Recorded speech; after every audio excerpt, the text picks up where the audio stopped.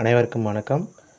டிஎன்டிஐடி 2025 நம்மளுக்கு நவம்பர் 15, 16 இந்த 2 தேதி கொடுத்துருக்காங்க. பேப்பர் 1க்கு நவம்பர் 15ங்க, பேப்பர் 2க்கு நவம்பர் 16. இன்னும் 92 நாட்கள் மட்டுமே முழுசாக நம்ம கையில் இருக்குது. நான் என்னால் இப்போ படித்தா படிக்க முடியுங்களா, நான் பாஸ் பண்ண முடியுமா அப்படின்னு சொல்லிட்டு நிறைய நண்பர்கள் கேட்குறீங்க.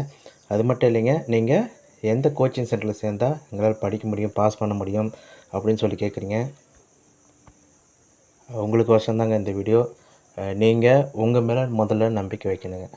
ஏன்னா இப்போ நீங்கள் கிளாஸ் ஜாயின் பண்ணிங்கன்னா இருக்கிற 92 நாளில் எல்லா போர்ஷன்ஸும் கவர் பண்ண முடியாதுங்க. கண்டிப்பாக நீங்கள் கோச்சிங் போனீங்கன்னா ஆல்ரெடி நீங்கள் எப்பயுமே நான் சொல்ல வர்றது, எக்ஸாம் முன்னாடி குறைஞ்சபட்சம் ஒரு 6 மாதத்துலேருந்து கொஞ்சம் எந்த எக்ஸாமுக்காக இருந்தாலும் ரெடி ஆகணுங்க. குறைஞ்சபட்சம் ஒரு 5 மாதமாச்சும் இருக்கணும். சரி, இல்லைங்க இப்போ என்ன பண்ணுறதுன்னு சொல்லி பார்க்கும்போது, ஏன்னா மற்ற போட்டித் தேர்வுகள் வரீங்க, இப்போ இது ஒரு டெட் வந்து எலிஜிபிலிட்டி டெஸ்ட் தாங்க. அப்போ நம்மளுக்கு 82 எடுக்கணும், 90 எடுக்கணும், 60 எடுக்கணும். இந்த இதுக்கு நம்ம என்னென்ன பண்ணணும் அப்படின்னு சொல்லிட்டு அதை மட்டும் தெரிஞ்சால் போதும். 2017 எக்ஸாம் எழுதுனுங்க, 107 மதிப்பெண்கள், 150க்கு 107 நான் ஜாப் போயிட்டு பார்ட் டைம் படித்து தான் இதுக்கு வந்தேன். இவ்வளோ மதிப்பெண்கள் எடுத்தேன். இதுலேயும் தமிழ், இங்கிலீஷ், சோசியல் சயின்ஸ் இதில் எல்லாமே ரொம்பவே நல்லா வந்து பார்த்திங்கன்னா திருப்பி ரிவிஷன் பண்ணிகிட்டு இருந்தேங்க. அதில் என்ன ஒரு விஷயம்னா, டிஎன்பிசி படிக்கிறவங்களுக்கு இது ஒரு பெரிய விஷயமே கிடையாதுங்க. அவங்களுக்கு அதை படிச்சுட்டே இருக்கும்போது டிஎன்பிசி யாரெல்லாம் இந்த லைன் படிக்கிறாங்களோ அவங்க டெட்டு 1 இருந்தாலும் டெட்டு 2 இருந்தாலும் சரிங்க, ஈஸியாக பாஸ் பண்ணிவிடுவாங்க. டிஆர்பி லைன் படிச்சுட்டு இருக்கிறாங்க பார்த்தீங்களா, யூஜிடிஆர்பி, பிஜிடிஆர்பி, அசிஸ்டன்ட் ப்ரொஃபஸர், இவங்க வந்து டெட் எக்ஸாமில் மோதுறது கொஞ்சம் கஷ்டம் எதுவும் முடியாதெல்லாம் கிடையாதுங்க. இப்போ இங்கே இருந்தாங்க இந்த எப்படி படிக்கணும், எப்படி பார்க்கணுன்னு சொல்லிட்டு படித்தா போதுங்க. நான் டெஸ்ட் பேட்ச் ஜாயின் பண்ண கிடையாது, கிளாஸ் பார்க்கக்கூடாது, நானே தான் சொந்தமாக படித்தேன். நீங்கள் ஃபஸ்ட்டு ரெடி பண்ண வேண்டியது, இப்போ நீங்கள் புக்கு வாங்கிடுங்க. சரி, புக்கு என்கிட்ட வாங்க காசு இல்லைங்கும் போது, சரிங்க, அதுக்கு நான் லிங்க்கில் வந்து பார்த்திங்கன்னா தமிழ்நாடு டெக்ஸ்ட் புக் கார்ப்பரேஷன் அந்த நீங்கள் டவுன்லோட் பண்ணிக்கலாங்க. எல்லா புக்குமே பிடிஎஃபில் கிடைக்குது.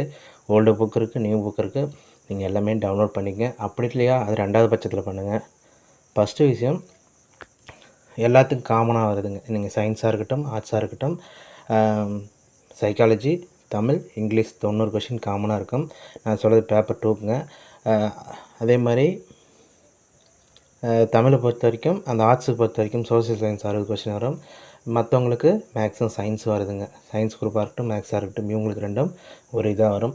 அப்போ நம்ம இது மாதிரி பார்க்கும்போது நம்மளுக்கு முதல்ல இப்போ ஆல்ரெடி படிச்சுட்ருக்காங்க பார்த்தீங்களா, ஏன்னா எல்லா சர்க்கிள்லையுமே டிஎன்பிசியில் எல்லாம் படிச்சுட்ருப்பாங்க. அவங்க ஹெல்ப் கண்டிப்பாக கேளுங்க. ஏன்னா நீங்கள் முழுசாக எல்லா புக்கும் வாங்கி 6ஆவதுலேருந்து 10 வரைக்கும் ஒரு சில இதில் 11, 12 பார்க்கணுங்க. இல்லை நம்ம 10 வரைக்கும் படித்தே போதுமானது, பாஸ் பண்ணுறதுக்கு போதுமானது. அப்போ நீங்கள் 10 வரைக்குமே நல்லா படிச்சுக்கிட்டால் போதும். இருந்தாலும் நீங்கள் படிக்கிறதுக்கு உங்களுக்கு 2 மாதத்துக்கு மேலே ஆயிரும். நம்மளுக்கு அதுக்கான டைம் கிடையாது. அப்போ நம்ம என்ன பண்ணோம், ஆல்ரெடி படிச்சுட்ருக்காங்க பாருங்களா டிஎன்பிசிக்கு, அவங்கக்கிட்ட ஹெல்ப் கேளுங்க. அவங்க ஒரு கோர்வை இருப்பாங்க. நீங்கள் எடுத்து ஸ்கூல் புக் எப்படி பார்க்குறீங்கன்னா, சரிங்க, இது ஸ்கூல் புக்குங்க. நான் இது ஒரு சாம்பிளுக்கு தாங்க சொல்கிறேன், நீங்கள் இதே மாதிரி நீங்கள் பார்த்துக்கிட்டா போதுங்க. இது மொத்தமே நம்மளுக்கு அந்த தமிழ் புக்கத்தை பொறுத்த வரைக்கும் செய்யுள் இருக்கும், உரைநடை இருக்கும், இலக்கணம் இருக்கும், துணைப்பாடம் இருக்கும். நீங்கள் துணைப்பாடத்தில் தேவையானது மட்டும் பாருங்கள். மீதி 3 பகுதிகள் இருக்குது. செய்யுள் மட்டும் 6லேருந்து 10 வரைக்கும் நீங்கள் அப்படியே வாங்க. திருப்பி வரும்போது நிறைய ஆசிரியர்கள் திரும்ப வருவாங்க. அப்போ அவங்கள ஒரு சில புக்கில் 6ல் இருக்கும்போது 7ல் இருப்பாங்க, 8ல் இருப்பாங்க, அவங்களே திருப்பியும் 9, 10ல் ரிப்பீட் ஆகுவாங்க. அதேமாதிரி இங்கே 6லேருந்து 10ல் படிக்கிறவங்க +1, +2 ரிப்பீட் ஆவாங்க. அப்போ நம்ம என்ன பண்ணோம், அந்த பகுதியில் 6, 7, 8ல் கொஞ்சமான செய்தி தான் இருக்கும். அப்போ அவங்கள தூக்கிட்டு வந்து 11, 12 படிச்சிட்டிங்கன்னா அந்த பாடத்தை நீங்கள் ஸ்ட்ரைக் அவுட் பண்ணிடுங்க. அப்போ இந்த புக்கு படிக்க தேவையில்ல. அப்போது அதை ஆல்ரெடி பார்த்துட்டிங்கன்னா உங்களுக்கு இப்போ வேலை குறைங்க. ஏன்னா இருக்க நம்ம குறைச்சிக்கிட்டே வரணும்.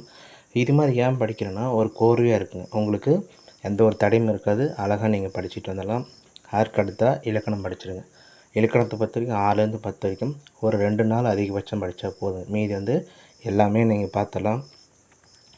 உரைநடைக்கு 8லேருந்து 10 நாள், அவங்க 6லேருந்து 10 வரைக்குமே நீங்கள் குறிச்சிட்டுங்க. அப்படி இல்லைங்களா, டிஎன்பிசி படிச்சுட்ருக்கேன், அவங்க ஸ்கூல் புக் வாங்கி பாருங்கள். அவங்க நிறையா ஹைலைட் பண்ணியிருப்பாங்க, அண்டர்லைன் பண்ணியிருப்பாங்க, முக்கியமான பாயிண்ட்ஸ்லாம் நிறைய எழுதியிருப்பாங்க. அவங்க ஹெல்ப் இருந்துச்சுன்னா நீங்கள் இன்னுமே சீக்கிரம் பார்த்துடலாங்க. அதான் உங்களுக்கு இதை பார்க்கும்போதுங்க, இப்போ ஒரு பகுதி இருக்குங்க, இப்போ அன்னைமொழி, பாவலர் பெருஞ்சித்தினார். பெரும்பாலும் இங்கே இது படிக்கும்போது பாவலர் பெருஞ்சித்தினார் வந்து பார்த்திங்கன்னா அன்னைமொழி பற்றி சொல்லியிருக்காருன்னு சொல்லி கொடுக்கும்போது, அப்போ இந்த வரிகள் வச்சு அப்போ அந்த மொழி அப்படின்னு சொல்லிட்டு வரும்போதே அப்போ இது வந்து பேரஞ்சத்தினால் படிச்சிருக்காங்க அப்படின்னு சொல்லி பார்த்துங்க. முக்கியமாக படிக்கும்போது இதில் நோட்குறிப்பு, ஆசுக்குறிப்பு சைடில் படிச்சுக்கிட்டிங்கன்னா மீதி அந்த முக்கியமான இது மாதிரி சிறப்பான இருக்குங்க. அதை நீங்கள் பார்த்துக்கிட்டா போதுங்க. அந்த சிறப்பான கூற்று பாக்ஸில் கொடுத்துருப்பாங்க. அதே மாதிரி அந்த சொற்பொருள்லாம் கொடுத்துருப்பாங்க. அதையும் நீங்கள் பார்த்துக்கிறது நல்லதுங்க. உங்களுக்கு பெரும்பாலும் அந்த நூல் குறிப்பு, ஆசைக்குறிப்பு தாங்க. இதிலே நீங்கள் நிறையா செய்திகள் இருக்குன்னுவீங்க. இதில் ஃபோன்லேயே நீங்கள் ஹைலைட் பண்ணிக்கலாம். நீங்கள் அதை மட்டும் நீங்கள் திருப்பி திருப்பி பார்த்தா போதும். ஏன்னா உங்களுக்கு செலவு பண்ணுறதுக்கு ஒரு சில பேருக்கு கொஞ்சம் சிரமமாக இருக்குங்க. இருந்தாலும் இது செலவாக பார்க்காம இதை பாஸ் பண்ணால் தான் அடுத்த யூஜிடிஆர்பிலோ அல்லது எஸ்ஜிடிலையோ போக முடியுங்க. அதனால் அதுக்கு கொஞ்சம் முயற்சி பண்ணுங்கள். இப்போ இந்த செயல் பகுதி இருக்கும்போது அந்த சொற்பொருளும் பார்த்துக்கணுங்க. கூடவே அந்த முக்கியமான சொல்லும் பொருளும் அதில் நீங்கள் படித்து பாருங்கள். உங்களுக்கு பெரும்பாலும் ஒரு 80லேருந்து ஒரு 90% தெரிஞ்சதாக இருக்கும். தெரியாதது அதில் புதுசாக எது இருக்குதோ அதை மட்டும் நீங்கள் குறிச்சிக்கிட்டா போதும். அதே மாதிரி இலக்கண குறிப்பு, பகுப்பது குறிப்புகள்லாம் நீங்கள் பார்த்துங்க. இதுக்கு ஏன் சொல்கிறேன்னா இது தமிழ் எலிஜிபிலிட்டி டெஸ்ட்டுக்கும் வருங்க. அதனால் கொஞ்சம் யூஸ் ஆகும். அதையும் சேர்த்து பார்த்துக்குங்க.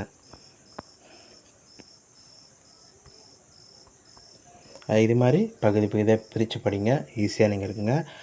அதே மாதிரி இங்கிலீஷில் பொறுத்த வரைக்கும் நம்மளுக்கு இது 2 விஷயம் நல்லா எதிர்பார்ப்பாங்க. ஃபஸ்ட்டு ப்ரிஃபரன்ஸ் கிராமர் கொடுங்க. அதுக்கடுத்தா ப்ரோஸ் பொயட்ரி கொடுங்க. நீங்கள் இதில் வந்து சப்ளிமெண்டரியில் இதுலேயும் அந்தளவுக்கு அவசியம் கிடையாதுங்க. இருந்தாலும் நீங்கள் என்ன பண்ணுறீங்க, அந்த கிராமர் படிக்கும்போது ஃபஸ்ட்டு ரூல்ஸ் பார்த்துக்கணும், 2வது ஸ்ட்ரக்சர் பார்த்துக்கணும், 3வது எக்ஸாம்பிள்ஸ் இருக்குங்க. நம்மளுக்கு இங்கே ஸ்கூல் புக்கில் எக்ஸாம்பிள்ஸ்லாம் பார்த்திங்கன்னா ஆன்சர் கொடுத்துருக்க மாட்டாங்க. அதனால் நம்ம என்ன பண்ணுறோம், நோட்ஸ் வாங்கிக்க. இங்கிலீஷில் பொறுத்த வரைக்கும் எந்த நோட்ஸ் இருந்தாலும் சரிங்க, இங்கிலீஷில் நோட்ஸ் வாங்கிட்டு இந்த இதுக்கெலாம் நீங்கள் எக்ஸ்ப்ளனேஷன் எழுதிக்கங்க. கிளாஸரிஸ்லாம் லைட்டாக பார்த்துங்க. அதே மாதிரி இந்த பாக்ஸில் அந்த இவங்களுக்கு கொடுத்துரு இம்பார்ட்டன்ட் பாயிண்ட்லாம் கொடுத்துருப்பாங்க பார்த்தீங்களா, அதையும் பார்த்துக்குங்க. வெக்காபுலரி பார்த்துக்குங்க. அதேமாதிரி எக்ஸாம்ஸ்லாம் கொடுத்துருக்கும் போது அதை நீங்கள் இதில் தாங்க எழுதி பார்த்தாகணும். எதுவுமே முக்கியம் இல்லைன்னு சொல்லிட்டு போக முடியாதுங்க. எல்லாமே கண்டிப்பாக வரும். நீங்கள் இப்போ எழுதும்போது இதே மாதிரி தனியாக கிராமருக்கு அந்த ஸ்ட்ரக்சர் மட்டும் இந்தந்த ஃபார்மேட்ஸில் இது ஆக்டிவைஸ் இருக்கும், பேசிவைஸ் இருக்கும். அது மாதிரி ஒரு கிராமர் பார்க்கும்போது டாபிக் வரும்போதும் அது மாதிரி எழுதிக்கணுங்க. இந்த கிராமர்லாம் ரொம்ப ரொம்ப இம்பார்ட்டன்ட்ங்க. அதில் அவங்க கேட்கும் போது இந்த ரிவைஸ் தாங்க பார்க்குறோம். இது அந்த ரூல்ஸ் பார்க்கணும், என்னென்ன இதெல்லாம் யூஸ் பண்ணுறோன்னு சொல்லிட்டு அதையும் பார்த்துக்கணுங்க. ஏன்னா இங்கே நம்மளுக்கு எக்ஸாம்பிள்ஸில் வந்து பார்த்திங்கன்னா ஆன்சர் கொடுத்துருக்க மாட்டாங்க. அப்போ நம்ம அந்த ஆன்சர்லாம் நீங்கள் புக்கில் நீங்கள் நோட்ஸ் பார்த்து எழுதிக்கிட்டால் போதுங்க. அப்படி இல்லைங்களா, பக்கத்தில் ஸ்கூல் பசங்க படிச்சிருந்தாங்கன்னா அங்கே வாங்கிக்கிட்டு இதை நீங்கள் அப்டேட் பண்ணிவிட்டு அவங்ககிட்ட திருப்பியும் கொடுத்துருங்க. இப்போ ஆக்டிவைஸ் பேசிவைஸில் வரும்போதெல்லாம் அந்த ரீகால் பண்ணுறதுக்கு எதெல்லாம் பார்க்கணுன்னு சொல்லிட்டு பார்த்துக்கணும். அதோடய ரூல்ஸ் ரொம்ப ரொம்ப முக்கியமான விஷயங்க. இது எப்படி சேஞ்சஸ் ஆகுது, எப்படி வந்தால் ஆக்டிவைஸு, எது வந்து பேசிவைஸு எப்படின்னு சொல்லிட்டு அது எல்லாமே பார்க்கணுங்க. ரொம்ப முக்கியமான விஷயங்க.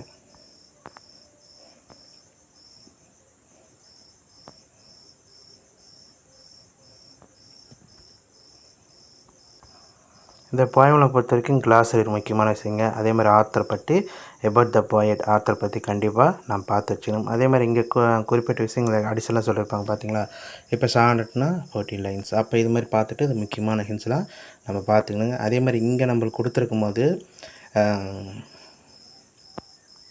அந்த சிமிலி மெட்டாஃபர் அதே மாதிரி கீழே ஒன்று இந்த ஆத்தர் எல்லாமே நம்ம பார்க்கணுங்க. இது நம்ம பெரும்பாலும் இப்போ த டெம்பஸ்ட் வந்து பார்த்திங்கன்னா one of the Shakespeare drama. அப்போ அது மாதிரி பார்க்கும்போது அப்போ இங்கே இந்த ஃபுல்லெல்லாம் நீங்கள் படிச்சுட்டு இருக்க தேவையில்லைங்க. அந்த முக்கியமான இது மட்டும் நீங்கள் புரிஞ்சுக்கிட்டால் போதுமானது.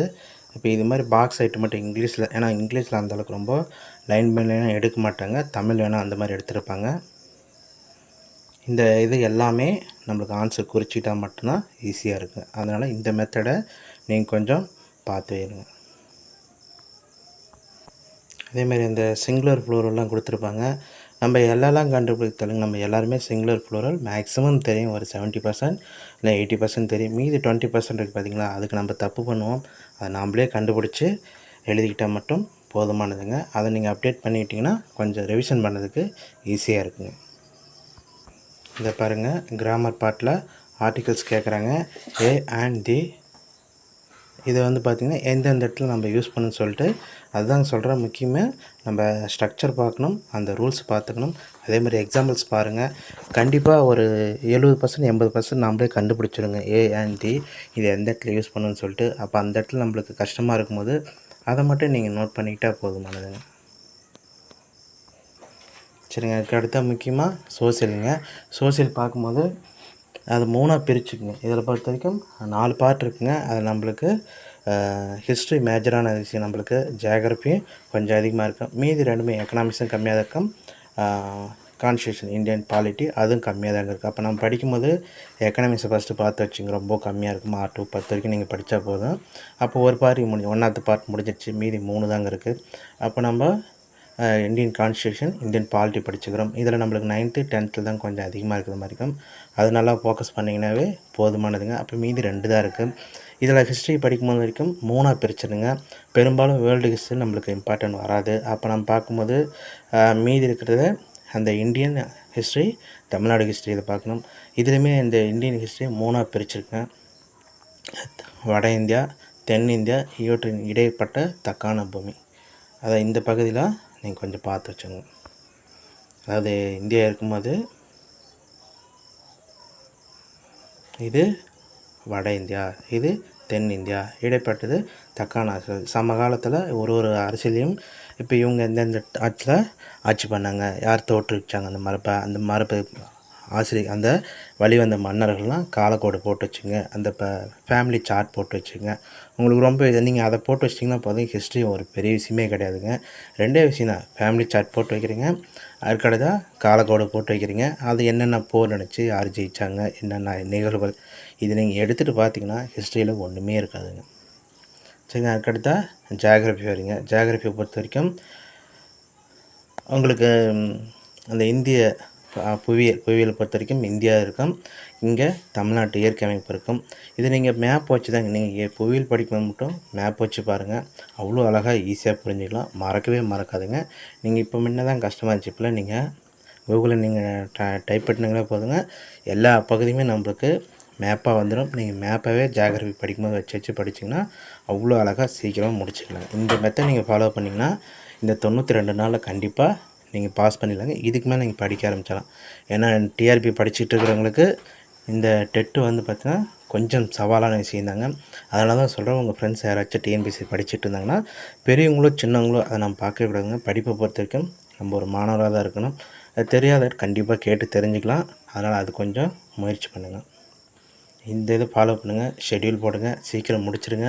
இல்லையா நீங்கள் ஃபோன்லேயே பாருங்கள். ஃபோனில் தான் அதிகமாக பார்க்குறீங்கன்னா ஃபோன்லேயே கூட நீங்கள் ப்ராக்டிஸ் பண்ணுங்கள். நீங்கள் அதில் எதுக்கோசரம் பழைய புக் வாங்க சொல்கிறேன்னா, அவங்க நிறைய எழுதியிருப்பாங்க, நிறைய குறிச்சிருப்பாங்க, இம்பார்ட்டன்டெல்லாம் ஹைலைட் பண்ணியிருப்பாங்க. அப்போ நம்மளுக்கு வேலை ஈஸியாக இருக்கும். அவங்களோட டைம் எக்ஸ்பிளைன் பண்ணி தர சொல்லுங்கள்.